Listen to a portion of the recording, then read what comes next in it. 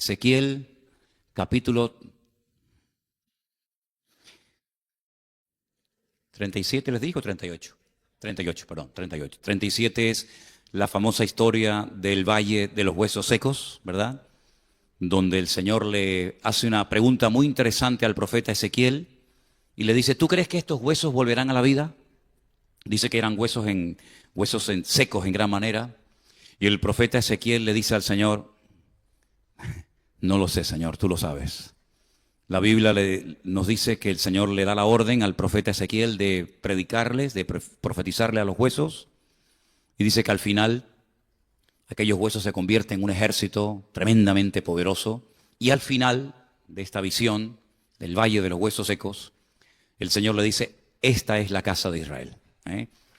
Este es el pueblo de Israel, que llegará un momento en el que se levantará, recobrará vida espiritual y natural, y todas las naciones de la tierra glorificarán a Dios al ver que un pueblo que estaba prácticamente extinguido y muerto, pues vuelve a la vida, vuelve a levantarse, y el Espíritu de Dios se mueve en ellos, pues como en cualquier creyente, ¿verdad?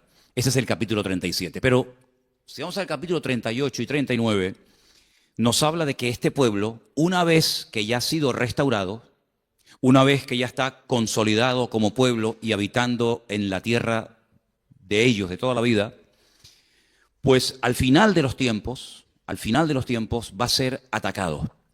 Y ya entraríamos en lo que es escatología, ¿no? Entraríamos en lo que son profecías de largo alcance. Por supuesto, el pueblo de Israel ha librado y experimentado un montón de batallas. Jerusalén ha sido destruida unas cuantas veces y restaurada unas cuantas veces. El pueblo de Israel y prácticamente toda la historia del Antiguo Testamento es guerra tras guerra, matanza tras matanza. Si sumáramos todas las cifras de muertos que nos da el Antiguo Testamento que cayeron en batalla, la lista sería impresionante, ¿no? Pero al final de los tiempos, repito, una vez que Israel esté tranquilo, confiado y asentado en su tierra, un rey, un personaje, un líder político que la Biblia en este capítulo lo llama God, ¿vale? Dice la Biblia que Dios pondrá en su corazón, es Dios el que mueve los hilos, es Dios el que lo trae, y dice que desde el norte, sabemos que Israel hace frontera con muchos países, pero al norte hace frontera con Siria, uno de los peores enemigos que ha tenido siempre el pueblo de Israel. Bueno, por los altos del Golán, por las tierras del norte, Israel experimentará un ataque sin precedentes. Será un ejército. En el libro de Ezequiel no lo dice, pero Juan, cuando escribe el libro del Apocalipsis, da una cifra impresionante. ¿Alguien recuerda? 100 millones. 100 millones de soldados. Eso es una barbaridad. 100 millones de soldados, armados hasta los dientes, con el único objetivo de atacar Israel, apropiarse del país, a tomar posesión de la ciudad de Jerusalén. Y bueno, se lleva a cabo la famosa batalla de Armagedón. La batalla de Armagedón, para ir situando un poquito cronológicamente los acontecimientos finales, es una batalla que se lleva al final de la Gran Tribulación. No es algo que ocurre al principio. La Gran Tribulación son fundamentalmente 7 años, son los 7 años del libro de Apocalipsis, quitando el mensaje inicial a las iglesias, todo el resto del capítulo prácticamente está sin cumplir. Bueno, pues todas las profecías que leemos en el libro del Apocalipsis se cumplen, se llevan a cabo en un corto periodo de 7 años que conocemos como la Gran Tribulación. Tiempo que en el Antiguo Testamento también se le conoce con el nombre del tiempo de angustia de Jacob, o el tiempo de angustia de Israel, donde millones de soldados dirigidos por este líder llamado God, se unirán otras muchas naciones, y ahí se menciona naciones que en la actualidad tienen otro nombre. Se menciona, por ejemplo, a Cus, a Fut, y todas esas naciones son, por ejemplo, Turquía, Libia, Irán y otras naciones que se van a unir con Rusia, hablemoslo claro, con Rusia, que desde el norte atacará el pueblo de Israel. Vamos a leer el capítulo 38 y prestar atención a las palabras, porque es un capítulo profético muy interesante que tiene que ver con lo que hemos estado viendo el domingo, los acontecimientos finales. Vino a mí palabra del Señor diciendo: Hijo de hombre, pon tu rostro contra Gog en tierra de Magog, príncipe soberano de Mesec y Tubal, son regiones en el Cáucaso, en el norte de Israel, ya tirando hacia Rusia, y profetiza contra él. Y así ha dicho el Señor: he aquí yo estoy contra ti, oh Gog, príncipe soberano de Mesec y Tubal. Y te quebrantaré y pondré garfios en tus quijadas y te sacaré a ti y a todo tu ejército, caballos y jinetes, de todo en todo equipados, gran multitud con paveses y escudos, teniendo todos ellos espadas. Persia, ahí está Irán, Cus y Fut con ellos, todos ellos con escudo y yelmo, bien pertrechados para la batalla, bien armados. Gomer y todas sus tropas. Si quieren saber un poquito más acerca de estos nombres, Mesec, Tubal, Gomer, etcétera, tienen que ir a los descendientes de Noé. En el libro del Génesis, ahí ustedes van a encontrar que los 3 hijos de Noé, cuando salen del arca, Sem, Cam y Jafet, pueblan toda la tierra, ¿vale? Y unos van hacia el norte, otros van hacia Oriente Medio, otros van hacia África, y ahí pueden ver ustedes dónde están esas naciones y cómo se volvió a repoblar la tierra a través de los hijos. Estos son descendientes de los hijos de Noé, ¿vale? La casa de Togarma, de los confines del norte, y todas sus tropas, muchos pueblos, contigo. Estamos en el versículo 37, déjame leer aquí directamente. Prepárate y apercíbete tú y toda tu multitud que se ha reunido a ti, y sé tú su guarda, o su guía. De aquí a muchos días serás visitado, al cabo de años vendrá la tierra salvada de la espada, recogida de muchos pueblos, esta es Israel, a los montes de Israel, que siempre fueron una desolación, mas fue sacada de las naciones y todos ellos morarán confiadamente. ¿Sí? Cuando menos te lo esperas es cuando van a atacar. Subirás tú y vendrás como tempestad, como nublado para cubrir la tierra, serás tú y todas tus tropas y muchos pueblos contigo. No viene él solo, sino viene acompañado de naciones árabes, de naciones del norte de Israel, incluso algunas naciones de Europa, etcétera. Así ha dicho el Señor: en aquel día subirán palabras en tu corazón y concebirás mal pensamiento. Y dirás: subiré contra una tierra indefensa, iré contra gentes tranquilas que habitan confiadamente, todas ellas habitan sin muros y no tienen cerrojos ni puertas. Así es como están muchas casas en Israel, aunque les parezca mentira. Sobre todo en el norte de Israel hay muchas casas que tienen la puerta abierta o la llave puesta, como se vivía antiguamente en las islas, incluso en La Gomera, que lo llegué a ver hace años. Pues así viven todavía en Israel muchas familias. Para arrebatar despojos y para tomar botín, para poner tus manos sobre las tierras desiertas ya pobladas y sobre el pueblo recogido de entre muchas naciones, que se hace de ganado y posesiones, que mora en la parte central de la tierra. Israel es, geográficamente, en la geografía bíblica, es el centro del mundo, es el ombligo del mundo, como dicen ellos, ¿no? Sabá, Dedán y los mercaderes de Tarsis, todos sus príncipes, te dirán: ¿has venido a arrebatar despojos? ¿Has reunido tu multitud para tomar botín, para quitar plata y oro, para tomar ganados y posesiones, para tomar grandes despojos? Versículo 14. Por tanto, profetiza, hijo de hombre, y di a Gog: así ha dicho el Eterno, el Señor, en aquel tiempo cuando mi pueblo Israel habite con seguridad, ¿no lo sabrás tú? Vendrás de tu lugar, de las regiones del norte, tú y muchos pueblos contigo, todos ellos a caballo, gran multitud, poderoso ejército. Subirás contra mi pueblo Israel, ya ahí más claro agua, ahí ya no hay género de duda. Subirás contra mi pueblo Israel como nublado para cubrir la tierra, será al cabo, al fin de los días, y te traeré sobre mi tierra. ¿Quién lo trae? Lo trae Dios. Dios lo trae, Dios lo mueve. Dios pone en su corazón que ven a atacar el pueblo de Israel. Para que las naciones me conozcan. Ese es el objetivo. Ese es el objetivo.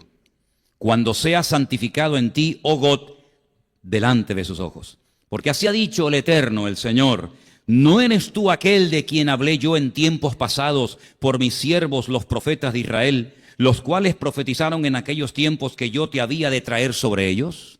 Esto no es nada nuevo, es simplemente volver a recordar lo que ya se había profetizado y escrito. En aquel tiempo, cuando venga Gog contra la tierra de Israel, dijo el Eterno, el Señor, subirá mi ira y mi enojo, porque he hablado en mi celo y en el fuego de mi ira, que en aquel tiempo habrá gran temblor sobre la tierra de Israel.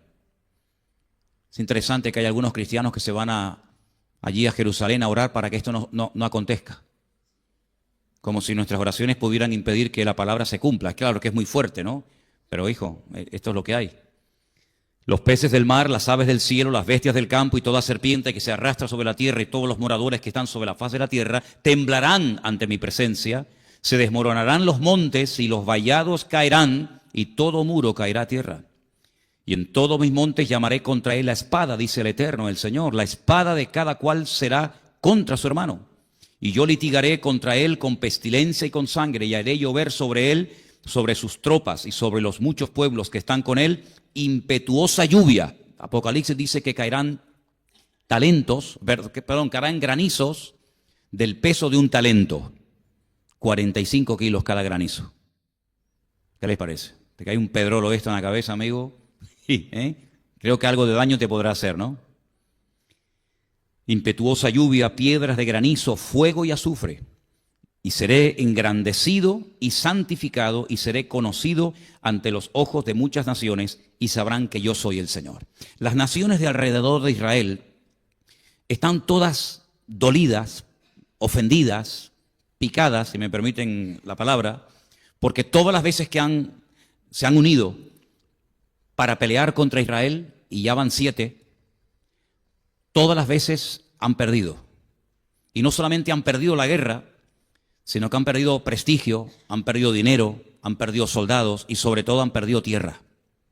Porque muchas tierras que antaño no estaban, digamos, dadas por la ONU a Israel, Israel en las guerras, en las diferentes guerras que ha llevado a cabo, las ha ido recuperando.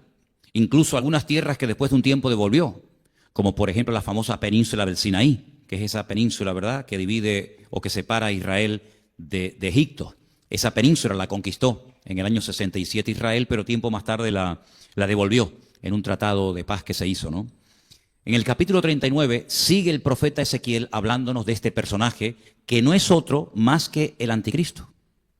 Aquí lo llaman God, Pablo lo llama el inicuo, también Pablo lo llama, después lo vamos a leer, el hombre de pecado, el hijo de perdición, el único autor de la Biblia que emplea la palabra antimesías o anticristo es Juan. Solamente Juan.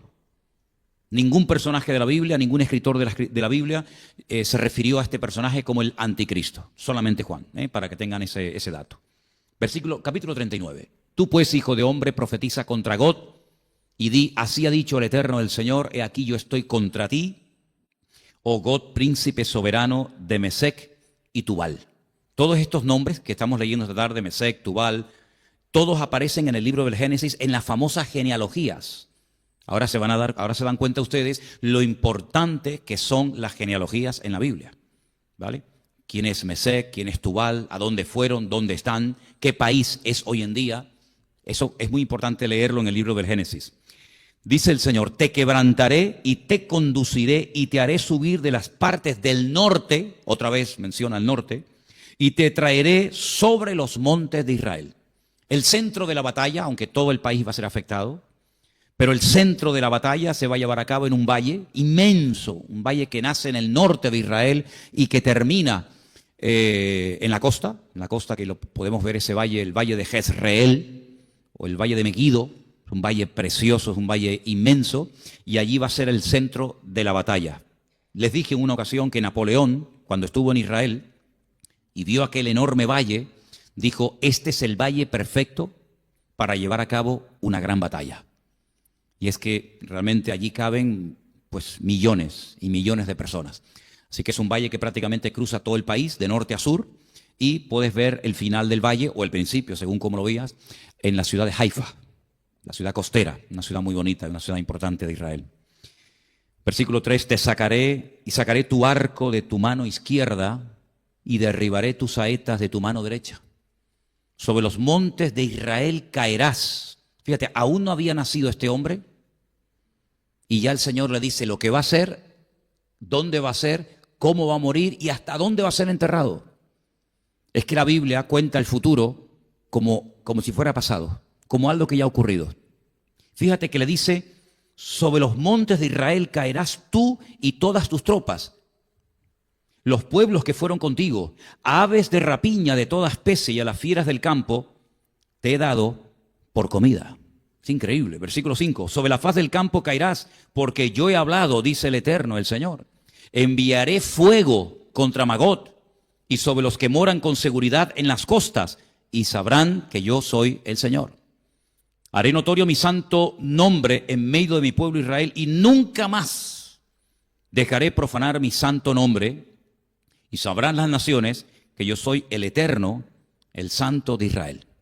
Después de esta batalla ya no habrá género de dudas de que todas las naciones de la tierra tendrán bien claro que el único Dios que controla, que gobierna, que dirige al mundo es el Eterno, es el Señor nuestro Dios. Haré notorio mi santo nombre en medio de mi pueblo, nunca más dejaré profanar mi santo nombre. Versículo 8, he aquí viene y se cumplirá, dice el Eterno, el Señor, este es el día del cual he hablado. Esto todavía no se ha cumplido. Estamos leyendo algo que aún no se ha llevado a cabo. Los moradores de las ciudades de Israel saldrán y encenderán y quemarán armas, escudos, paveses, arcos, saetas, dardos de mano y lanzas, y los quemarán en el fuego por 7 años. Es una barbaridad. 7 años prendiéndole fuego a todo el armamento que Gog y todas las naciones que le van a acompañar llevarán a cabo durante 7 años la destrucción de estas armas. Sí, es algo descomunal, algo que jamás en la historia ha ocurrido, ¿no? 7 años quemando el armamento. No traerán leña del campo ni cortarán de los bosques, sino que quemarán las armas en el fuego y despojarán a sus despojadores y robarán a los que les robaron, dice el Eterno, el Señor. Esto ya pasó. Es muy importante ver cómo a veces en la historia lejana, distante, ya ha ocurrido algo que nos indica cómo puede ser el futuro que estamos leyendo en esta tarde. Por ejemplo, el gran imperio de Egipto. El faraón, el emperador de Egipto. Una potencia militar tremenda. Pánico le daba a las naciones ser atacada por Egipto. Era un imperio tremendo. Sus pirámides, sus templos, etc. ¿Quién iba a pensar que un puñado de esclavos iban a humillar al faraón, al imperio más poderoso de la tierra? Y no solamente lo iban a humillar en cuanto a su vida espiritual, sino que iban a dejar el país destruido, totalmente destruido, las cosechas, los animales, incluso hasta el heredero, el hijo del faraón, murió en la última plaga porque era el primogénito, y al no pintar con la sangre del cordero la puerta de su casa, los postes y el dintel, el ángel de la muerte entró y mató al heredero. El faraón vio la destrucción de todo el país. ¿Quién diría que un pueblo de esclavos Dios lo iba a sacar de una forma tan poderosa? Y ojo, la última noche el Señor le dice, vayan por las casas de los egipcios y pídanle que les den oro, plata. Bueno, al fin y al cabo les debían 400 años de sueldo, no le habían dado el finiquito a Israel. Entonces en la última noche cobren lo que no han cobrado, lo que no les han pagado durante 400 años, que lo paguen en una sola noche. Dice que despojaron a los egipcios, se quedaron arruinados, totalmente destruidos. ¿De dónde se creen ustedes que sacó Israel tanto oro para posteriormente construir el tabernáculo en el desierto? Dice que con los arcillos de las mujeres hicieron un becerro de oro. Y un becerro es un bicharraco, un animal bien grande. Solamente con los arcillos y con los aretes hicieron un becerro de oro. ¿Cuánto costaría ese becerro de oro al peso? Hoy en día, ¿no? Una fortuna. Pues le quitaron todas las posesiones a los egipcios, los dejaron totalmente arruinados, y por eso dice aquí que nuevamente, pues ellos van a despojar a sus despojadores y a los que les robaron también. Verso 11. En aquel tiempo, esto es muy interesante este dato, en aquel tiempo yo daré a Gog lugar para sepultura allí en Israel. El valle de los que pasan al oriente del mar, y obstruirá el paso a los transeúntes, pues allí enterrarán a Gog y a toda su multitud, y lo llamarán el valle de Hamón Gog. Esto es la multitud de Gog. Ayer hablábamos, Elena y yo, de algo que me ha llamado siempre mucho la atención. Por ejemplo, si ustedes van a Londres, ustedes van a encontrar estatuas por todas partes. Hay una estatua de Churchill, hay estatuas levantadas, monumentos conmemorativos a los soldados que tomaron parte en la Segunda Guerra Mundial. Ellos los países levantan estatuas a sus próceres, a sus líderes. En Israel no vas a encontrar ni una sola estatua de nadie. Y me decía Elena, no, espera, yo he visto en Israel una sola estatua. Una estatua en el monte de Sión al rey David, con un arpa. Pues ya no está. ¿Saben que hace 2 o 3 viajes que hemos hecho allí, ya la estatua de David la quitaron? No hay estatuas ni a David, ni a Salomón, ni a ningún rey, ni a ningún general, ni a ningún soldado, ni a ningún héroe. No hay estatuas en todo el país de Israel con figura humana. Hay monumentos y tal, pero con figura humana, como podemos ver aquí o en Venezuela, Simón Bolívar o Sucre o Miranda o sabe Dios quién. Bueno, había unas de Franco que ya las quitaron también y hasta el caballo se lo llevaron. Pues en Israel no hay estatuas. Entonces, ¿cómo recuerdan ellos a los difuntos? ¿Cómo recuerdan ellos a los que dieron la vida por la patria en una guerra o a sus hombres valientes? Pues cada año, como ahora, ayer o antes de ayer, celebraron el Yom HaZikaron, que es el día del recuerdo de todos los que han caído en combate, todos los que han caído en batalla, y se para el país y la gente sale de los coches y se suenan las sirenas por todo el país y la gente se pone firme, porque es un homenaje a todos los que han dado su vida por el país. Y también se recordó la Shoah, que es el día del holocausto nazi. Es decir, que si en ese día no se hace una reunión especial con el presidente, con músicas, con militares y tal, no hay ninguna forma de ir por el país viendo, mira, aquí hay una estatua de fulanito o una estatua. No hay estatuas por ninguna parte del país, por ninguna parte. Entonces dice la Biblia que la única manera de saber que allí, por el tema de no te harás imagen ni ninguna semejanza de lo que está arriba en el cielo, ni abajo en la tierra, ni debajo de la tierra, por ahí van los tiros, la única manera de recordar a las personas que han muerto es pues yendo al cementerio. Dice la Biblia que allí Dios les tendrá un lugar preparado para que entierren a este personaje. Mira tú por dónde. No nació allí, pero lo enterrarán allí como testimonio de decir, hasta aquí llegaste, amigo. La casa de Israel los estará enterrando 7 meses para limpiar la tierra. Claro, 200 millones o 100 y pico millones de soldados no se entierran en 2 días. 7 meses enterrando muertos.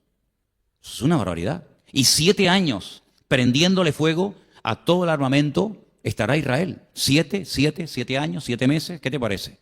Algo increíble. Sigo leyendo, versículo 14. Tomarán hombres a jornal que vayan por el país con los que viajen para enterrar a los que queden sobre la faz de la tierra. A fin de limpiarla, al cabo de 7 meses harán el reconocimiento. Pasarán los que irán por el país, y el que vea los huesos de algún hombre pondrá junto a ellos una señal para que los entierren los sepultureros en el valle de Hamón Got, que significa la multitud de Got. También el nombre de la ciudad será llamada Hamona, y limpiarán la tierra, significa multitud. Y tú, hijo de hombre, así ha dicho el Eterno, el Señor, di a las aves de toda especie y a las fieras del campo, juntaos y venid, reuníos de todas partes a mi víctima de sacrificio para vosotros, un sacrificio grande sobre los montes de Israel, y comeréis carne y beberéis sangre. Comeréis carne de fuertes y beberéis sangre del príncipe de la tierra, de carneros, corderos, de machos cabríos, bueyes, toros, engordados, todos de Basán. Comeréis grosura hasta saciaros, beberéis hasta embriagaros de sangre de las víctimas que para vosotros sacrifiqué. Os saciaréis, y así ustedes podrán seguir leyendo todo el resto del capítulo, que es realmente impresionante. Sí, que lo que se avecina, hermanos, no es para reírse.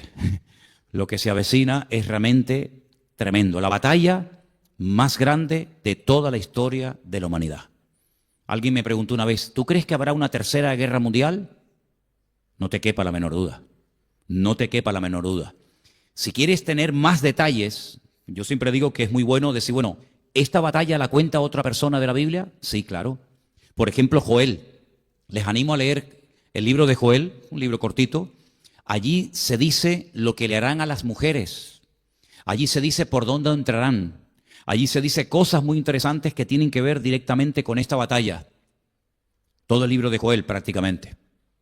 Y luego también hay unos datos muy interesantes sobre esta batalla en el libro de Zacarías. Y me gustaría que leyéramos parte de ese capítulo. No te lo dije que lo buscáramos, pero se encuentra en el capítulo 14 del libro del profeta Zacarías. Y ahí se nos dan unos datos muy, muy interesantes que yo estoy convencido de que Zacarías no entendía nada de lo que estaba diciendo. Zacarías capítulo 14, verso 1, dice: He aquí el día del Señor viene. En medio de ti serán repartidos tus despojos, porque yo reuniré a todas las naciones para combatir contra Jerusalén. Todas las naciones quieren a Jerusalén. La ciudad será tomada, serán saqueadas las casas, violadas las mujeres. La mitad de la ciudad irá en cautiverio, mas el resto del pueblo no será cortado de la ciudad. Después saldrá el Señor y peleará con aquellas naciones como peleó en el día de la batalla. Y se afirmarán sus pies, ahí se da un dato más que no nos dice ni Joel ni Ezequiel, se afirmarán sus pies en aquel día sobre el monte de los olivos. Y nos da un sitio concreto. Y el monte de los olivos sabemos que está en Jerusalén, ¿vale? Luego la segunda venida del Mesías se llevará a cabo en Jerusalén. Él cuando viene no pone sus pies en Capernaum, ni en Madrid, ni en cualquier otra ciudad, sino sobre el monte de los olivos. ¿Qué es lo que pasa cuando Él pone sus pies, cuando afirma la planta de sus pies sobre ese monte? Pues dice la Biblia que el monte de los olivos se partirá por en medio hacia el oriente y hacia el occidente, hacia el este y hacia el oeste, haciendo un valle muy grande, que no existe ese valle en este momento. La mitad del monte se apartará hacia el norte y la otra mitad hacia el sur. Si se abre allí una zanja, un valle descomunal, huiréis al valle de los montes, porque el valle de los montes llegará hasta Azal. Huiréis de la manera que huisteis por causa del terremoto en los días de Usías. Usías. ¿Se acuerdan de cómo murió? ¿Alguien se acuerda cómo murió el rey Usías? Está en Isaías capítulo 6.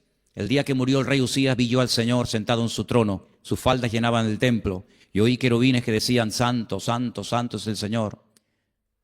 Y al final el Señor dice: ¿a quién enviaré? ¿No se acuerdan eso? El rey Usías murió leproso. ¿Se acuerdan que le brotó la lepra en su frente? Y el día que murió el rey Usías, el Señor llama al profeta Isaías. Y vendrá el Señor mi Dios, y con él todos los santos. San Pancracio, la Virgen de Guadalupe, ¿no? Todos los santos vendrán con el Señor. Luego ya estaban con Él. Si vienen con Él, es porque ya estaban con Él. Si no, ¿cómo van a venir los que no están con Él? Daros cuenta de los detalles. El Señor viene, pone sus pies sobre el monte de los olivos, pero Él no viene solo. Él viene con sus santas decenas de millares, como dice también otro versículo en Judas, y dice la Biblia que viene con todos los santos. Y acontecerá que en ese día no habrá luz clara ni oscura. ¿Usted lo entiende? Yo no. No lo entiendo. Porque si no hay ni luz clara ni luz oscura, será un día el cual es conocido del Señor, que no será ni de día ni de noche. Ahora lo entiendo menos. Porque puede haber mucha luz o poca luz, pero si no es de día ni de noche, ¿qué es entonces? Solamente ese día sabe el Señor cómo será. Porque para nosotros o es de día o es de noche. Será un día diferente. Será un día único. Es que vamos a ver tantas cosas, hermanos. Ustedes se creen que lo sabemos todo. Y cuando estemos en la presencia del Señor, vamos a darnos cuenta que no sabemos nada. Vamos a empezar de cero. Pero sucederá que al caer la tarde, habrá luz. Cuando cae la tarde, hay luz. Es como si al revés, ¿no? Cuando cae la tarde es de noche, pero en este caso es al revés. Acontecerá también en aquel día que saldrán de Jerusalén aguas vivas. En Jerusalén no hay ríos, pero saldrán aguas vivas. La mitad de ellas hacia el mar oriental y la otra mitad hacia el mar occidental, en verano y en invierno. Sí, Jerusalén va a cambiar completamente. Así que si quieren ver Jerusalén como está ahora, aprovechen para ir ahora, porque cuando venga el Señor va a ser completamente diferente. Habrá un valle inmenso, habrán aguas vivas. Por lo tanto, vamos a conocerla ahora para compararla después con la que veremos, ¿no? El Señor será rey sobre toda la tierra. ¿Cuántos dicen amén? En aquel día el Señor será uno, y uno su nombre. Adonai Echad, dice la Biblia, ¿no? Toda la tierra se volverá como llanura, desde Geba hasta Rimón, al sur de Jerusalén, y ésta será enaltecida y habitada en su lugar, desde la puerta de Benjamín hasta la puerta primera, hasta la puerta del ángulo, y desde la torre de Ananeel hasta los lagares del rey. Morarán en ella y no habrá nunca más maldición, sino que Jerusalén será habitada confiadamente. ¿Ve? Aquí ya viene también la restauración, no solamente la destrucción, el ataque, ¿verdad?, por parte del anticristo y sus tropas, sino que ahora Zacarías nos da un rayo de esperanza, nos da un rayo de luz y nos dice que Jerusalén va a ser restaurada, va a volver a ser habitada, el Señor estará allí en Jerusalén. Y ahora da un dato muy interesante, versículo 12. Esta será la plaga con que herirá el Señor a todos los pueblos que pelearon contra Jerusalén. ¿Cuál es esa plaga? Dice en el versículo 12, la carne de ellos se corromperá estando ellos sobre sus pies. Así que no han muerto, están de pie. Pero estando de pie, vivos, la carne se les va a corromper y se consumirán en las cuencas sus ojos y la lengua se les deshará en su boca. Esto es o un ataque nuclear o un ataque bacteriológico. Algo, un arma rara que no la hemos visto, que lógicamente nunca se vio en la Biblia a nadie que muriera así. A nadie se le vio nunca morir así.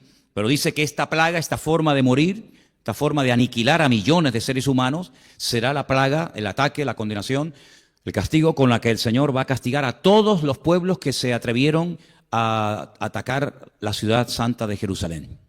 Es decir, esto es una referencia directa a armas que son armas modernas, que no existían, lógicamente, en los tiempos del profeta Zacarías, ni mucho menos. Acontecerá en aquel día que habrá entre ellos gran pánico, enviado por Dios. Trabará cada uno de la mano de su compañero y levantará su mano contra la mano de su compañero. Se matarán entre ellos. Entre ellos se matarán. Bueno, ya pasó una vez, ¿no? En el Antiguo Testamento ya ha pasado en varias ocasiones que venían a atacar al pueblo de Israel y al final se matan entre ellos, salen corriendo, y Israel obtiene una batalla, una victoria tremenda en aquella batalla. Pues otra vez volverá. Muertos de miedo, se atacan, se matan los unos a los otros. Judá también peleará en Jerusalén, serán reunidas las riquezas de todas las naciones de alrededor, oro, plata, ropas de vestir en gran abundancia. Así también será la plaga de los caballos, también morirán así, de los mulos, de los camellos, de los asnos, de todas las bestias que estuvieran en aquellos días, en aquellos campamentos. Ahora, otro rayo de esperanza. Todos los que sobrevivieren de las naciones que vinieron contra Jerusalén, es un milagro que sobreviva gente, ¿no? Pero van a sobrevivir muchos, subirán de año en año para adorar al Rey, al Señor de los ejércitos, y a celebrar la fiesta de los tabernáculos. ¿Qué te parece? Otra vez se restaura la fiesta de los tabernáculos, ya estando el Mesías en Jerusalén como Rey soberano de toda la tierra. Tienen que subir todos los años. Todos los que se escaparon con vida, todos los que sobrevivieron, tienen que ir todos los años a Jerusalén a adorar al Rey en la fiesta de los tabernáculos. Fiesta que se sigue celebrando hasta el día de hoy, es una semana de fiesta, y generalmente cae o en septiembre o en octubre. Generalmente en octubre, ¿vale? La famosa fiesta de los tabernáculos. Una fiesta que les recuerda la peregrinación por el desierto. Tienen que construir una cabañita, una cosita de madera, y estar allí viviendo y comiendo durante una semana. Y es una fiesta que dice la Biblia que se celebrará y tienen que subir las naciones a adorar al Rey justamente en esa época. Sigo leyendo. Acontecerá que los de las familias de la tierra que no subieren a Jerusalén, luego la voluntad no les queda anulada, porque habrá algunos que dicen, yo no voy a subir a Jerusalén para adorar al Rey, al Señor de los ejércitos, no vendrá sobre ellos lluvia. Interesante, ¿no? ¿No quiere subir? ¿No quieren adorar al Rey? Durante un año no va a caer ni una gota de agua en tu tierra, en tu país. Ya me contarás. ¿Qué te parece? Si la familia de Egipto no subiere y no viniere, Sobre ellos no habrá lluvia. Vendrá la plaga con que el Señor herirá las naciones que no subieren a celebrar la fiesta de los tabernáculos.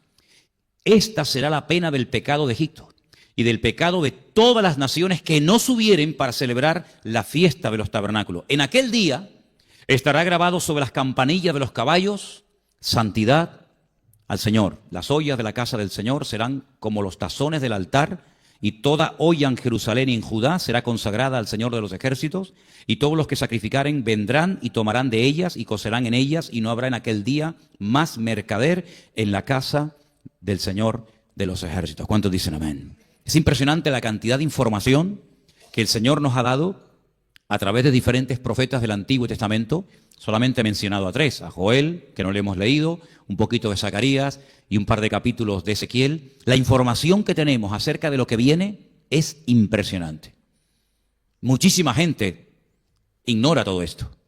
Mucha gente piensa que las cosas van a arreglarse, que todo el mundo se va a portar bien, que los árabes van a ser buenos, que Rusia va a decir, bueno, ¿para qué queremos seguir conquistando? Vamos a quedarnos en nuestra tierra. Pero si dijéramos eso, si enseñáramos eso, el buenismo, ¿no?, que viene una época buena, que no va a pasar nada, pues nos estaríamos engañando. Y estaríamos engañando a la vez a la gente. La Biblia nos habla de que va a haber guerras. Ya lo dijo el Señor, lo leímos el domingo, el capítulo 24 de Mateo, ¿se acuerdan? Y Lucas 21. Guerras, rumores de guerras, reino contra reino, nación contra nación. Algo increíble. Padres contra madres, nueras contra suegras, hijos contra padres, padres contra hijos. Realmente la maldad del ser humano no conoce límites. Y dice la Biblia que cuando estas cosas, no esta batalla en sí, porque esto es al final, pero cuando estas cosas comiencen a suceder, erguid vuestras cabezas porque sabed que vuestra redención está cerca.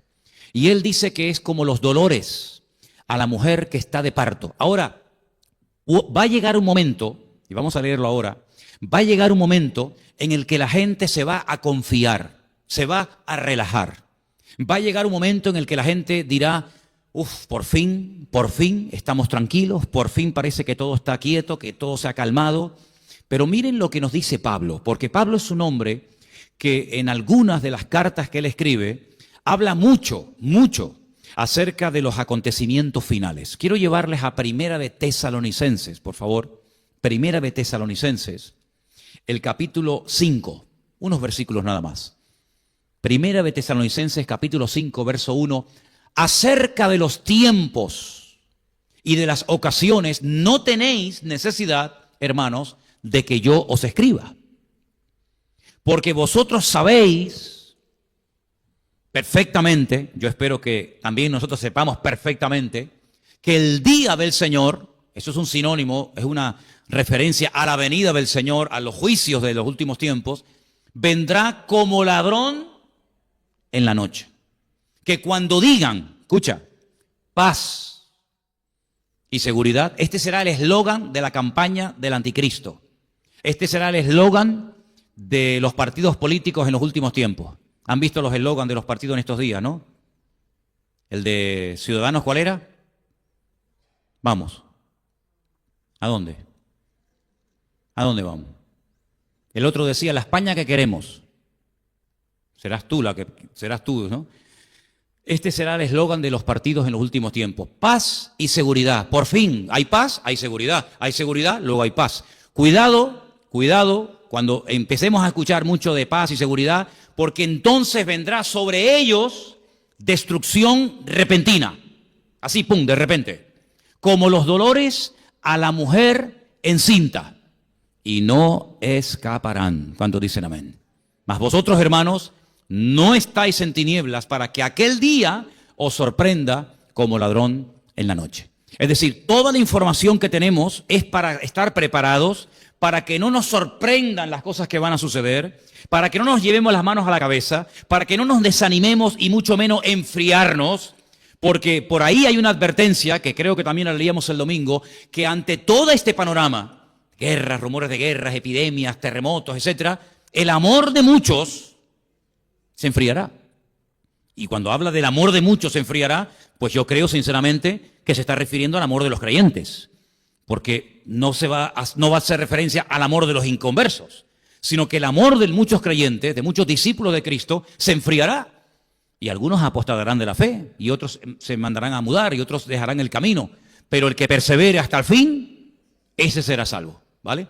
Entonces, dice la Biblia que esto es un principio de dolores, no es el fin, porque el fin no vendrá inmediatamente. Esa frase a mí me gustó muchísimo, justamente la leíamos el domingo. El fin, dice, no vendrá inmediatamente, vendrá, pero poco a poco, como los dolores a la mujer que está de parto y ya no hay marcha atrás, ¿verdad? Una vez que empiezan los dolores, amigo, ya se acabó. Prepárate que ya viene, que ya viene. Y los dolores anticipan que el niño está a punto de nacer, ¿verdad? Ahora, para nosotros los creyentes, que vivimos en el mismo planeta donde van a ocurrir todo lo que hemos leído, porque no hay otro planeta al que el Señor nos va a llevar mientras aquí pasan cosas tremendas, sino que la Biblia dice que cuando sale el sol, sale para justos e injustos, y cuando llueve se mojan los buenos, los malos, los creyentes y los inconversos. Nosotros tenemos que estar preparados y tenemos que estar a la expectativa, porque estas cosas son la evidencia de que nuestra fe, basada en la palabra de Dios, se está cumpliendo. Lo anormal sería que no ocurra nada. Preocúpate cuando no ocurran cosas. Pero cuando ocurran este tipo de calamidades, de tragedias, de guerras, de rumores de guerras, es la evidencia de que lo que profetizaron los profetas, incluso el mismísimo Señor Jesucristo, se está cumpliendo. Y ahí te vas a dar cuenta de que la Biblia no es un timo. Ahora, la gente hace referencia a las profecías de Nostradamus. ¿Ustedes por casualidad alguna vez han leído algo de Nostradamus? Yo creo que ni Nostradamus entendía lo que dijo. Es tan complicado entender a este tipo. Yo sinceramente creo que él empezaba a improvisar y todo lo que le salía lo escribía. Miren, hermanos, olvídense de las profecías de Nostradamus. Si ustedes quieren saber lo que va a ocurrir en los últimos tiempos, no lean el Corán. Y digo, no lean el Corán por una sencilla razón. Porque en el Corán no hay ni una sola profecía de los últimos tiempos. Luego, puedes leer el Corán para otra cosa, pero para prepararte para los últimos tiempos, pierdes el tiempo, porque el Corán no contiene profecías acerca de los últimos tiempos, y mucho menos de la venida del Mesías. Sin embargo, la Biblia, si fuera una tarta, 3 pedazos, si la partiéramos en 4 pedazos, 3 trozos, 3/4 partes, es totalmente material profético. Prácticamente hay muy pocos libros de la Biblia que no tocan las profecías. Sabemos que muchas de las profecías de las cuales habla la Biblia se han cumplido, o en el pueblo de Israel, o con distintos personajes bíblicos, o en la primera venida de Cristo. Pero hay un montón de profecías, hermano, hay muchísimas profecías de los últimos tiempos que no se han cumplido.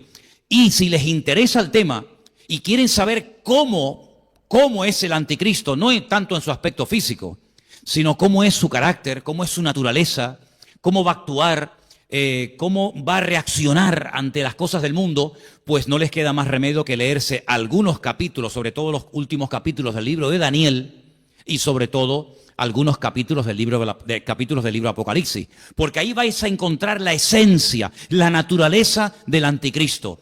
Y a veces Juan, en el libro del Apocalipsis, habla del anticristo como una especie de león, de leopardo, ¿verdad?, de oso, y son animales que se utilizan en el libro de Daniel para hacer referencia a imperios que durante mucho tiempo estuvieron gobernando y sojuzgando las naciones de la tierra, pero que quedaron extinguidos. Pero la naturaleza, el carácter, la personalidad de esos imperios va a manifestarse en la naturaleza, en la personalidad del anticristo.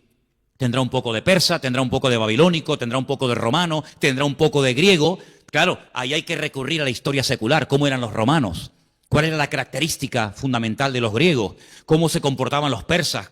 ¿Cómo actuaban? ¿Cómo atacaban? ¿Cómo hablaban? ¿Cómo pensaban y reaccionaban ante los problemas y circunstancias de la vida? Por ejemplo, la gente de Babilonia, los caldeos. Entonces, teniendo toda esa información, puedes decir, amigo, este personaje va a ser así, así, así y así. Des en cuenta que el anticristo no es como nos pintan las películas de Hollywood, un engendro de Satanás que tiene relaciones sexuales con una mujer y de ahí nace un personaje siniestro llamado el anticristo. No, quítense eso de la cabeza. Por favor, la referencia para el creyente no son las películas de Hollywood, la referencia correcta y exacta para el creyente es la Biblia. Y la Biblia nos dice que el anticristo tendrá padre y madre. y probablemente hermanos o primos o sobrinos y lógicamente abuelos y antepasados. Será un ser humano de carne y hueso, con una unción diabólica como jamás en la historia nadie ha tenido. Será una mezcla de Nimrod, de Nabucodonosor, de Faraón, de Herodes, de Pilato, de Nerón, de Calígula, de Vespasiano, y será una mezcla terrorífica, más aparte otras muchas características que tendrá este personaje, que es un líder político, que durante algunos años, no muchos, gracias a Dios, durante un corto periodo de tiempo, fundamentalmente decimos 7 años, pero realmente en toda la intensidad de la palabra 3 años y medio, estará llevando a cabo un liderazgo siniestro sobre la faz de la tierra.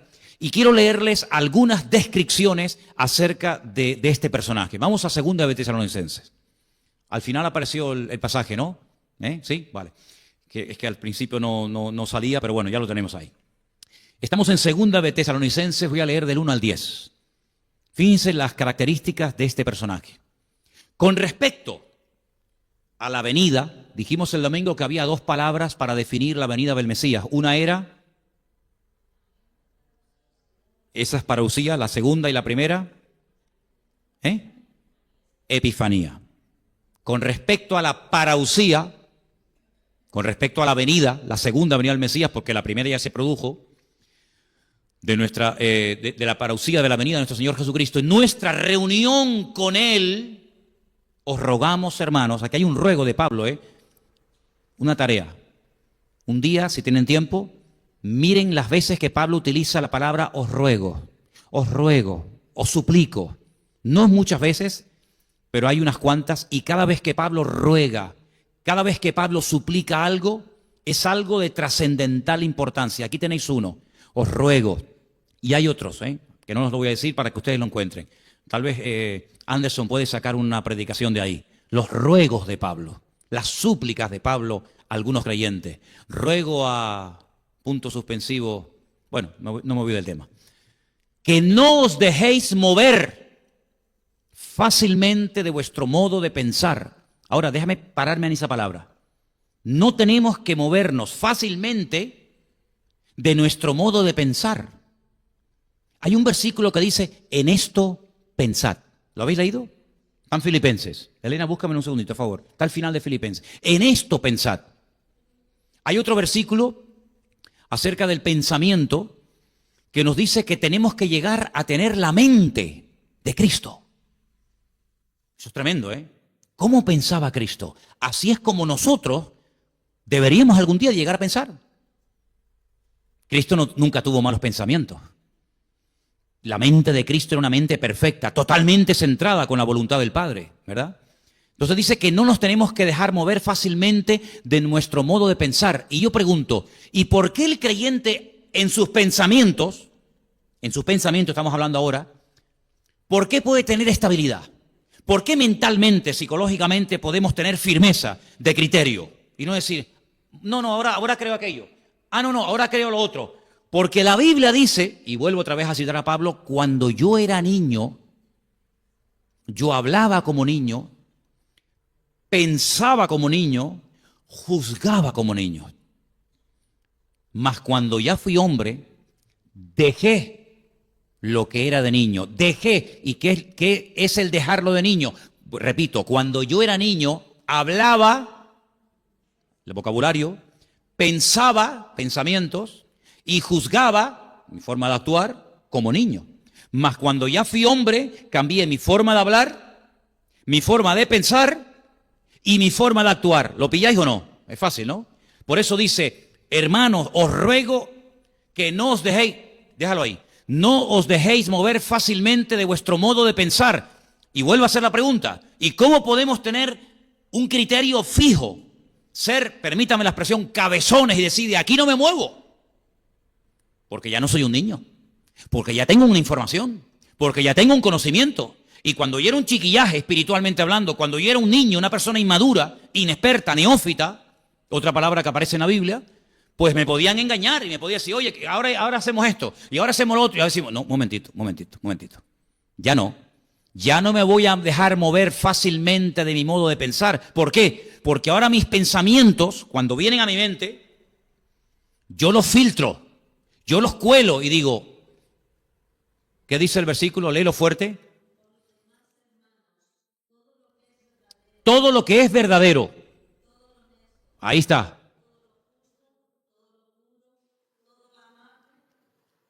Todo lo que es de buen nombre. En esto pensar. Es decir, déjamelo ahí, déjame ese versículo ahí.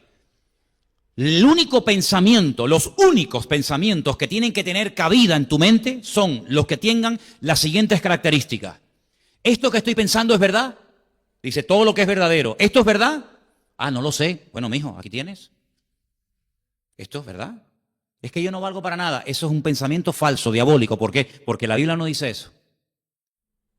Es que ya el Señor no está conmigo ni me ayuda. Eso es mentira.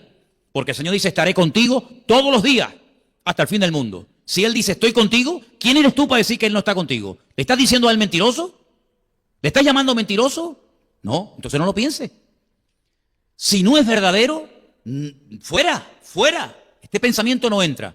Aquí en Canarias no hay peajes, por eso a lo mejor es un ejemplo que no se entiende mucho, pero cuando vas por la península hay autopistas de peaje, que para circular por ellas tienes que pagar, hay una barrera. Y tienes que pagar. Y si no pagas, dices, no, lo siento mucho, tienes que ir por la otra carretera, por esta no, esta es de peaje. Bueno, pues hazle pagar un peaje a los pensamientos, que cuando vayan a tu mente te digan, déjame entrar, un momento, esto no es verdad, esto no es honesto, esto no es honesto pensar esto no es correcto, esto no es justo, esto no es injusticia, esto es una barbaridad lo que estoy pensando. Esto no es puro, si no es santo, esto es una cochinada, perdonen la palabra, esto es una inmundicia, esto es lascivia pura, esto no es amable, esto no es de buen nombre, esto no hay ninguna virtud, no hay nada positivo en ello, esto no es digno de alabanza, y oye, qué bueno, sino esto es todo lo contrario, pues entonces ahí nos dice cómo limpiar la mente. ¿Cómo limpiar la mente? Pero yo creo, y me atrevo a decir, que esto no solamente es para que no entren malos pensamientos en nuestra vida, sino esto es para decir, oye, y esto que ya está dentro, lo voy a echar fuera.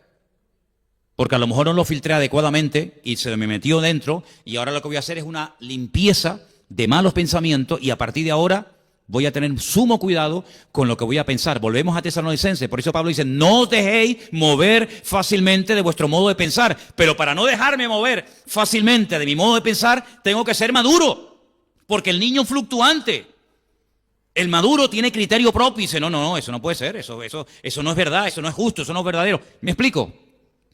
Ni de vuestro modo de pensar, ni os conturbéis, y no te pongas nervioso. No te conturbes, no te perturbes. Mira, hay un versículo en Jeremías, en Gálatas que me está abriendo ahora la cabeza. Cuando Pablo se entera, cuando él se va de la iglesia en Galacia y se entera de que han llegado algunos de Jerusalén enseñando cosas de judaísmo y de tradiciones humanas y pervierten a los creyentes, él les escribe una carta y dice, hermanos, ¿quién os ha predicado un evangelio diferente? ¿Quién? Dice, no es que haya otro evangelio diferente, sino que hay algunos que os pervierten. Y busqué esa palabra y hace referencia a cuando hay aguas que están quietas y abajo hay como lodo, como tierra, y de repente viene alguien y mueve todo y se queda todo ese agua sucia. Es como cuando coges una pecera, ¿no? Y la mueves, ese agua tan limpita que había, donde veías todos los pececitos y tal, pues por el movimiento se queda todo sucio hasta que va cayendo todo al fondo y ya vuelve otra vez toda la normalidad y se ve bonito, ¿no? Pablo dice, alguien nos está moviendo, alguien nos está sacudiendo, que está pervirtiendo. Es como cuando el vino está bien tranquilo y de repente mueves el fondo y todo el pozo sale arriba. Dice, cuidado, que nadie te sacuda, que nadie te ponga nervioso, ni por espíritu, cuidado los que vienen a través del espíritu, ni por carta, ni por palabra, ni por carta, como si fuera nuestra, en el sentido de que el día del Señor está cerca. Ahora, esta carta se escribió antes del año 70 después de Cristo. Si Pablo dice antes del año 70 de la era cristiana que el día del Señor está cerca, hoy estamos en el año 2019 después de Cristo. Hoy estamos más cerca de ese día que cuando Pablo escribió esta carta a nuestros hermanos en Tesalónica, ¿sí o no? ¿Te das cuenta? Si esta gente en aquel tiempo, en el siglo I, vivía con la expectativa de que el día del Señor está cerca, el Señor viene pronto, el Señor viene pronto, ¿cuánto más tú y yo tenemos que vivir mentalizados de que el Señor, claro que viene pronto? No te quepa la menor duda. Queda cada vez menos tiempo para que se cumplan todas las cosas que estamos leyendo en esta noche. Nadie os engañe, en ninguna manera, porque también dice en Mateo 24 que nadie os engañe, porque vendrán muchos falsos cristos, y no se refiere a personas que se hacen pasar por Cristo, falsos ungidos. Recuerda que la palabra Cristo es la palabra hebrea Mashiach, que no es un nombre propio, es un título, es una característica. Vendrán falsos ungidos. ¿Y a dónde van los falsos ungidos? Al estadio. ¿A dónde van los falsos ungidos? Al supermercado. ¿A dónde van los falsos ungidos a compartir su falsa doctrina? ¿A dónde van? A las iglesias. Los falsos ungidos no van por las calles. Los falsos ungidos entran dentro de las congregaciones para perturbar a los creyentes. Y Pablo dice, el Señor Jesucristo dice, vendrán falsos ungidos vestidos con pieles de oveja, aunque son lobos. Dice, pero no vendrá, nadie os engañe en ninguna manera, porque no vendrá sin que antes venga la apostasía, se manifieste, se dé a conocer el hombre de pecado. Ese es God. Este que está ahí, ese es God, ese es el anticristo.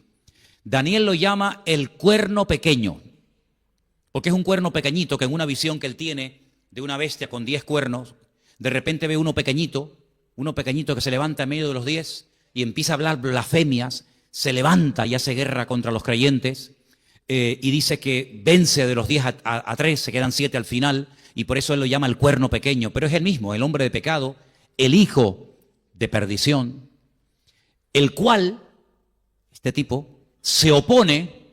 Eso es un anticristo. Alguien que se opone, alguien que desplaza, que anula a Cristo, se opone y se levanta contra todo lo que se llama Dios o es objeto de culto. Él hace la guerra a todo el mundo. Tanto que se sienta en el templo de Dios como Dios, haciéndose pasar por Dios. Ha habido diferentes opiniones a lo largo de la historia sobre la interpretación de ese versículo. ¿Qué significa, qué quiere decir Pablo cuando dice que este inicuo, este hijo de perdición, se sienta en el templo de Dios como si fuera Dios, haciéndose pasar por Dios? Algunos dicen, bueno, el templo de Dios somos nosotros. Pablo dice, no quiero que ignoréis que vosotros sois el templo del Espíritu Santo de Dios, el cual mora en vosotros. Pero eso es una mala interpretación. Porque ¿cuál es el lugar en el que se puede sentar el anticristo en el cuerpo de Cristo, en la iglesia? ¿Cuál? Algunos dicen el Vaticano. El Vaticano no existía en aquellos tiempos, ¿no? Tanto que se sienta en el templo de Dios, haciéndose pasar por Dios. Tenemos que buscar información paralela, porque con esto no nos queda clara la explicación. Entonces tenemos que recordar otra vez Mateo capítulo 24, cuando el Señor Jesucristo dice, el que lee, entienda. Como diciendo, ojo al dato, que lo que te voy a decir es una información muy importante. El que lee, entienda. Cuando veáis la abominación desoladora, de la cual habló el profeta Daniel, y ahí da la explicación. Abominación desoladora. Eso es una frase que la cuentas en la calle, la dices en el mundo, y la gente no te entiende nada, porque es un lenguaje puramente eclesiástico, puramente bíblico. Abominación desoladora. Quitando una reunión de este tipo, esta expresión ni la usamos en nuestro diario hablar, en nuestras conversaciones con nadie. Es una expresión técnica. Es un vocablo técnico. Significa, para que nos entendamos todos, la profanación del lugar santísimo. ¿A qué lo entiendes ahora? Abominación desoladora significa la profanación del lugar santísimo. ¿Y eso dónde estaba? En el templo de Jerusalén. ¿Ha habido algún precedente en la historia de una abominación desoladora? Sí. Sí. Cuando Alejandro Magno murió, que fue el tercer imperio, primero eran los babilónicos, después eran los medos persas, el tercero fue Grecia y el cuarto fue Roma. Cuando murió Alejandro Magno, el imperio griego, como no dejó descendencia, todo su vasto territorio, que era inmenso, inmenso, lo dividieron entre 4 generales. Ahí pueden entender por qué cuando Daniel ve al imperio griego en aquella visión de las bestias, él ve que el imperio griego es representado por un leopardo con 4 cabezas. Y esas 4 cabezas son los 4 generales que se dividieron su territorio, que si no me equivoco eran Ptolomeo, Casandro, Seleuco y Silimaco. Nombres raros, ¿verdad? Esos 4 generales se repartieron todo el territorio del imperio de Alejandro Magno, el de los griegos. Al que le tocó, digamos, Israel, eran los seleucidas. Y la historia de los seleucidas, ustedes la pueden encontrar en la versión de la Biblia Nácar Colunga, en el libro de Primera y Segunda de Macabeos, donde ustedes van a leer la historia de uno de esos descendientes de aquellos 4 generales de Alejandro Magno, llamado Antíoco Epifanes. Uno de los hombres más perversos que ha habido en la historia de la humanidad. Un hombre que se atrevió a matar un cerdo y derramar su sangre en el lugar santísimo, y levantaron una estatua, si no me equivoco, del dios Júpiter, creo que era Júpiter, si no me equivoco. Y convirtieron el templo de Jerusalén en un gimnasio, en un lugar para culto al cuerpo, en vez de para culto a Dios, pero para culto al cuerpo, porque ellos eran fanáticos de darle culto al cuerpo. Así que ya hay un precedente en la historia de cómo se profanó, de cómo se produjo una abominación desoladora. Pero un momento, eso pasó antes de Cristo, ¿sí o no? Eso pasó en la época de los griegos. ¿Cómo el Señor Jesucristo en Mateo 24 dice a los discípulos? Escúchenme una cosa, a los discípulos y a los descendientes de sus discípulos. Cuando veáis la abominación desoladora de la cual habló el profeta Daniel, pero si ya se produjo, ¿cómo la vamos a ver otra vez? ¿Me explico o no me explico? Luego está haciendo referencia a otra abominación desoladora del mismo lugar santísimo que ya fue profanado en la época de los griegos, pero que volverá a ser profanada. Los romanos no profanaron el lugar santísimo. Cada imperio, el templo, esto es un estudio muy interesante, hermanos. Las 4 estrategias del diablo contra el pueblo de Dios, que son las 4 estrategias que Satanás utiliza contra el creyente. ¿Cómo trató el templo Nabucodonosor? ¿Cómo trató el templo los medos persas? ¿Cómo trataron el templo los griegos? ¿Y cómo trataron el templo los romanos? Es interesantísimo esto, interesantísimo. Unos ni lo tocaron, otros lo profanaron, otros lo convirtieron en gimnasio, otros lo destruyeron, otros lo reedificaron. Es muy interesante esta historia, no tengo tiempo para explicar todo esto. Pero cuando el Señor Jesucristo dice, cuando veáis la abominación desoladora, lógicamente no está haciendo referencia a algo que ocurrió en la época del imperio griego, sino a algo que ocurrirá en el futuro. Pero una pregunta, ¿cómo se va a profanar el lugar santísimo si no existe? No se puede profanar un lugar que no existe. Luego hay una clarísima referencia a la restauración futura del templo de Jerusalén en el mismo sitio, Monte Moriah, donde estuvo siempre tanto el primero como el segundo templo.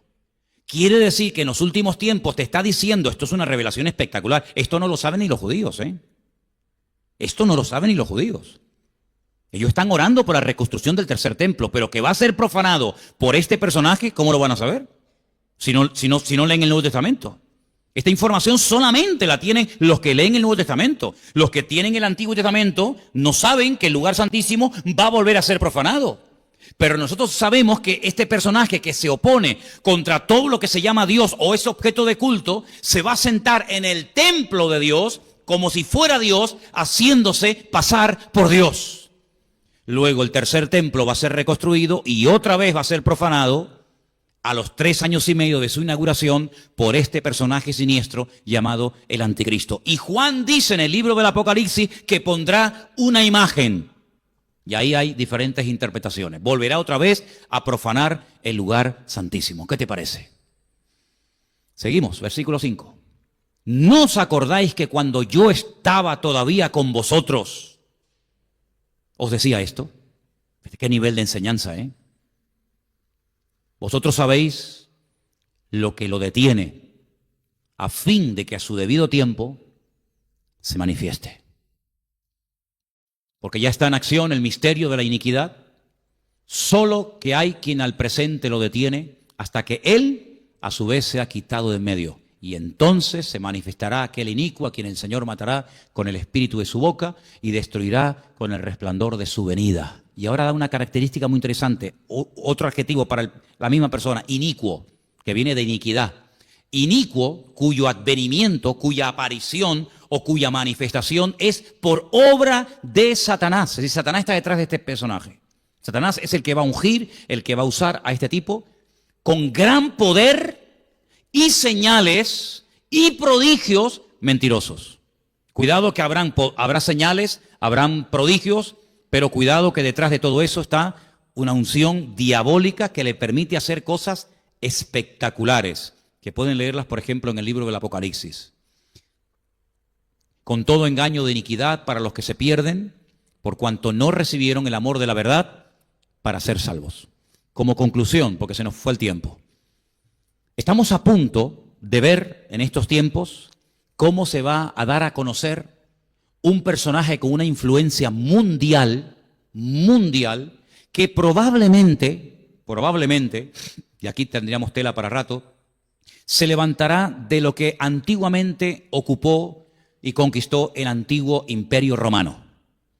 Para los que lo sepan y para los que no, los territorios que ocupó el Imperio Romano fueron desde Portugal, incluyendo por supuesto España, el Finisterre, el fin de la tierra, toda Europa, incluidas las Islas Británicas, toda Europa, todo el norte de África, todo lo que sería hoy en día el Magreb, Libia, Egipto, etcétera, y todo lo que es Oriente Medio, Siria, Líbano, para ellos la antigua Palestina o Filistea. De ese territorio, que es como una especie así de herradura, de ese antiguo territorio, se levantará este personaje político que gobernará a las naciones con una crueldad terrorífica. Tendrá un poder militar ilimitado, tendrá un poder económico brutal y tendrá una unción o un respaldo espiritual tremendo. Porque hay otro personaje del cual no habla el Antiguo Testamento. Mira tú por dónde. Esto es curioso, ¿eh? Solamente el Nuevo Testamento del Anticristo o del inicuo, el Antiguo Testamento está plagado de profecías, pero no nos dice nada sobre el falso profeta. Solamente el Nuevo Testamento nos da esa información. ¿Te das cuenta cómo hace falta leer las dos porciones de la Escritura? Si no te quedas cojo. ¿Quién es el falso profeta? Es el líder religioso, el jefe de la publicidad, el que va a intentar llevar a la gente a los pies del anticristo para que terminen casi adorándolo y convirtiéndolo en una especie de Dios o de semidios. Y digamos que uno se va a encargar de las cuestiones políticas y otra de las cuestiones religiosas. Y de los dos nos habla mucho, largo y tendido, con infinidad de detalles, Juan, en uno de los capítulos, si no me equivoco, el 12 y el 13 del libro del Apocalipsis, donde te habla de su apariencia, de cómo habla, de cómo camina, de cómo actúa, etcétera, etcétera. Dice que tendrá apariencia de cordero, pero cuando abre la boca, la apariencia es una cosa, pero cuando abre la boca dice que es como un dragón. Y sabemos que el dragón es uno de los animales mitológicos que emplea el Nuevo Testamento para hacer referencia a Satanás, ¿eh? El dragón, la serpiente antigua. Entonces, estemos atentos, porque esto se va a dar de una forma tan normal. El mundo está clamando a gritos por alguien. Da igual si es de izquierdas, de centro, de derecha, de ultraizquierda, de ultraderecha, de ultracentro. No sé si hay ultracentro, pero el mundo está como loco clamando por alguien que arregle la economía, por alguien que arregle los conflictos sociales, laborales y políticos del mundo. Y ese personaje se va a levantar con una unción diabólica. ¿Por qué tanta unción? ¿Por qué tanto apoyo del diablo? Y concluyo, porque es la última, y lo digo claro así, es la última oportunidad del diablo para convertir al mundo en sus esclavos o en sus siervos. Después ya no quedan más oportunidades. Es decir, lo probó con Alejandro Magno, lo probó con los Césares de Roma, lo probó con Hitler, lo ha probado de todas las maneras habidas y por haber. Y siempre de una manera u otra le ha salido el tiro por la culata. Ha usado filosofía, religiones, medios de comunicación, artistas, pintores, políticos, etcétera, pero todavía no ha logrado alcanzar sus objetivos. Satanás, negando su esencia, que es la primera vez en la historia que lo hace, el mentiroso, el padre de mentira, el que Jesús dijo que es un ladrón que viene a hurtar, a matar y a destruir, por primera vez en la historia, unge a este personaje político y viene ofreciéndole al mundo lo que el diablo no puede dar. Pero camuflado como ángel de luz le dice, dile que tú vienes a ofrecer paz y seguridad. Y la gente entrará al trapo, la gente se convertirá en masa y entonces comenzará a hacer una imitación del ministerio del Mesías, del ministerio de Cristo, donde Él comienza a marcar a todos sus seguidores, donde Él comienza a levantar y, entre comillas, a reconocer o a bendecir a todos aquellos que le adulan y que están a su alrededor, donde Él hace la guerra a todos aquellos que se levantan contra Él, que serán muchos. Entonces, estos tiempos van a ser tiempos muy interesantes porque todavía, y lo digo así con la boca abierta, todavía el anticristo no se ha manifestado. Por eso yo digo siempre, todavía no puede venir el Señor. Aunque algunos se escandalizan cuando oyen esto, ¿no? Porque hasta que no se manifieste el anticristo, no puede venir el Señor. Lo hemos leído en 2 Tesalonicenses capítulo 2, ¿verdad?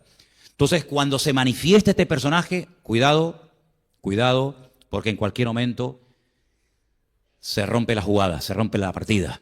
Por eso, hermanos, estemos velando, estemos orando, tenemos una gran ventaja, las redes sociales, el internet, los medios de comunicación, los que tenemos canales internacionales en casa que ponen las noticias de Rusia o las noticias de Oriente Medio o de Arabia o de cualquier país y te enteras de cosas que en los telediarios de cada día, la 3 y la 5 y la 1, nunca salen. Entonces estemos al día. Si alguien se entera de cosas que tienen que ver con cumplimientos de palabra profética, dilo. Comienza a decirlo, como cuando, por ejemplo, se dijo, oye, que ya están comenzando a utilizar el microchip en muchas naciones y en muchos países. Bueno, pues son datos, son informaciones que nos vienen bien para darnos cuenta de que los tiempos se van acortando y acortando y acortando y que en cualquier momento, tal y como está el mundo, yo no sé si perciben o tienen esta sensación, hermano, el mundo se ha vuelto loco, ¿eh? En cualquier momento, o por Rusia, o por China, o por el de Corea del Norte, o por Trump, o por los árabes, o por Israel, en cualquier momento se va a armar aquí el follón impresionante. Ya están haciendo movimientos, las tropas, los soldados, los misiles, los botones. Hermanos, estamos viviendo tiempos muy interesantes. Y lo bueno de todo esto es lo malo que se va a poner todo, ¿eh?